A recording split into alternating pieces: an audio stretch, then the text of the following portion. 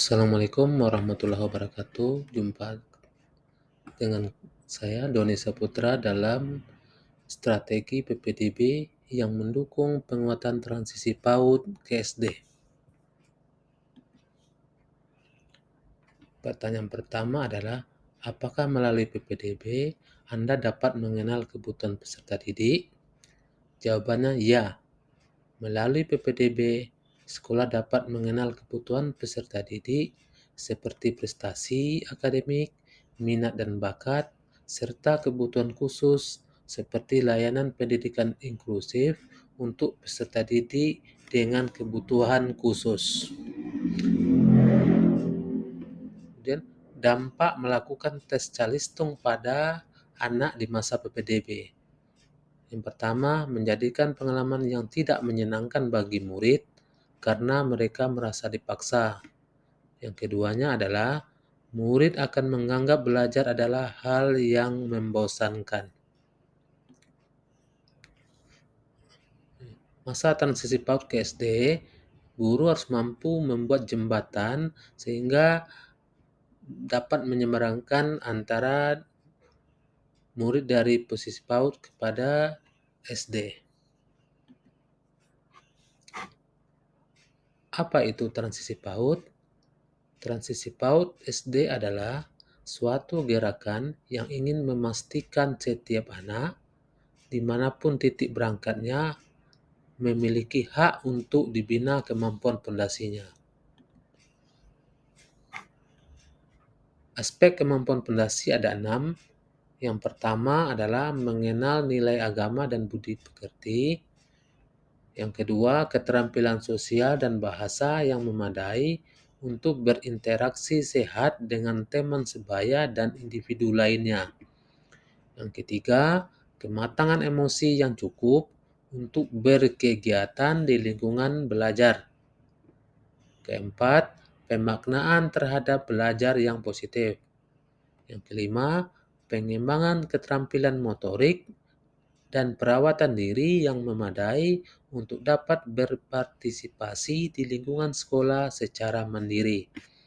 Yang keenam, kematangan kognitif yang cukup untuk melakukan kegiatan belajar seperti kepemilikan dasar literasi, numerasi, serta pemahaman dasar mengenai hal-hal mendasar yang terjadi dalam kehidupan sehari-hari.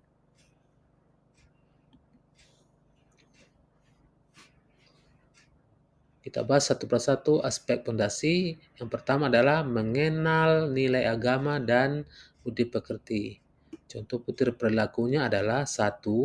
Mengenal konsep Tuhan Yang Maha Esa dan mengetahui kegiatan ibadah sesuai dengan agama atau kepercayaannya.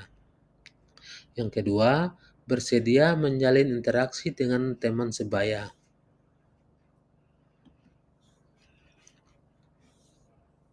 Keterampilan sosial dan bahasa yang memadai untuk berinteraksi sehat dengan teman sebaya dan individu lainnya. Contoh butir perilakunya yang pertama, dapat meminta tolong. Yang kedua, dapat mengucapkan maaf dan terima kasih.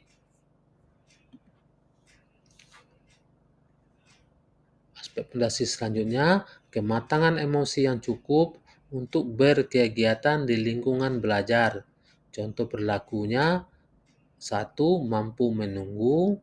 Yang kedua, dapat mempertahankan perhatian untuk mengikuti kegiatan di kelas dalam rentang waktu yang sesuai dengan usianya.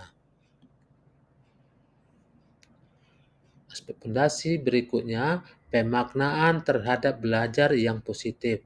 Contoh perilakunya, senang datang ke sekolah.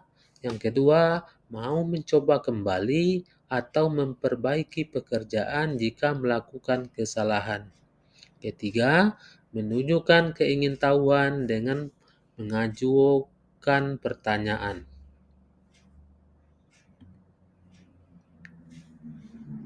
Aspek fondasi berikutnya, pengembangan keterampilan motorik dan perawatan diri yang memadai untuk dapat berpartisipasi di lingkungan sekolah secara mandiri.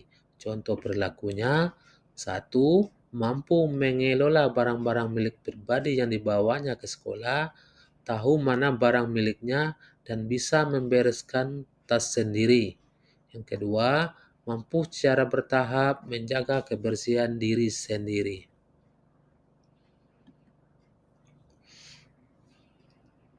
Aspek fondasi berikutnya, kematangan kognitif yang cukup untuk melakukan kegiatan belajar seperti kepemilikan dasar literasi, numerasi, serta pemahaman dasar mengenai hal-hal mendasar yang terjadi dalam kehidupan sehari-hari. Contoh perilakunya yang pertama, mampu menyimak dan menyampaikan gagasan sederhana. Yang kedua, menyadari keterhubungan antara simbol, angka, atau huruf dengan kata dan bilangan. Yang ketiga, mampu membilang jumlah benda atau objek dan menggunakan angka sebagai simbol jumlah atau objek benda. Kemudian keempat, memahami kosakata konsep waktu, sekarang, nanti, kemarin, hari ini, besok, lama, sebentar, pagi, siang, ataupun malam.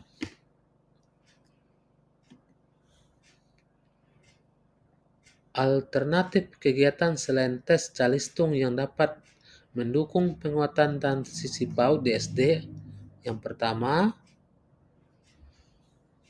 sebelum MPLS atau pra masa perkenalan anak dan orang tua dengan lingkungan belajar.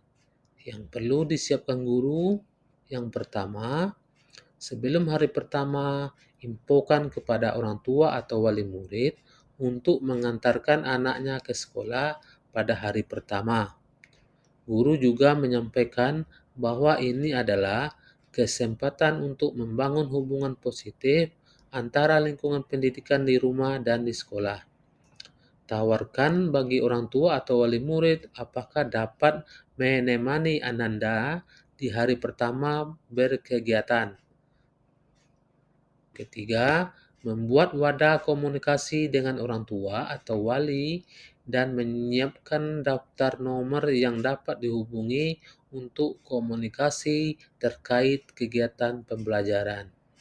Keempat, jika memungkinkan, aturlah kursi dan meja membentuk lingkaran atau kelompok-kelompok sehingga mendorong peserta didik atau orang tua untuk berinteraksi.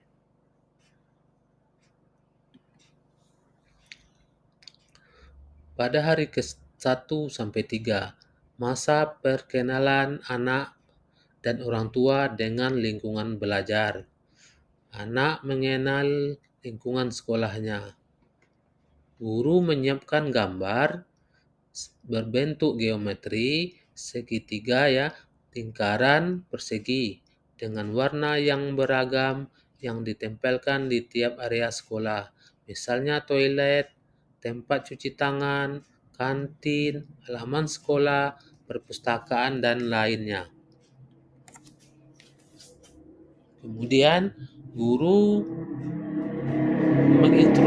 menginstruksikan anak untuk berkumpul di area dengan kode, bentuk, dan warna. Misalnya bentuk segitiga biru ditempelkan di tempat cuci tangan. Anak-anak akan mencari area tersebut dan berkumpul. Kemudian guru menjelaskan fungsi area tersebut serta cara menggunakannya. Selanjutnya guru mengajak anak berbaris untuk mencuci tangan bergantian, begitu pula dengan area fasilitas lainnya.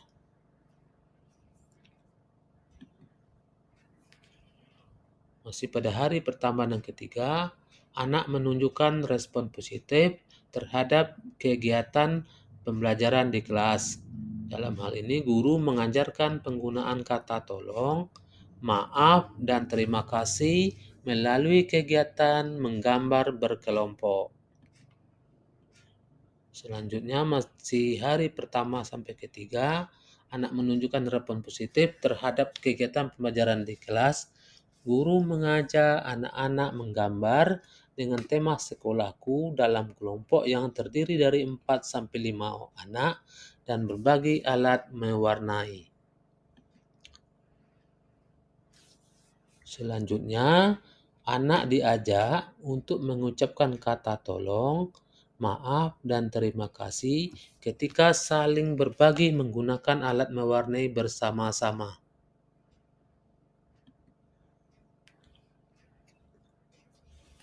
Selanjutnya, masih hari pertama sampai ketiga, setelah selesai menggambar, anak-anak diberikan kesempatan untuk menceritakan gambar masing-masing secara bergantian.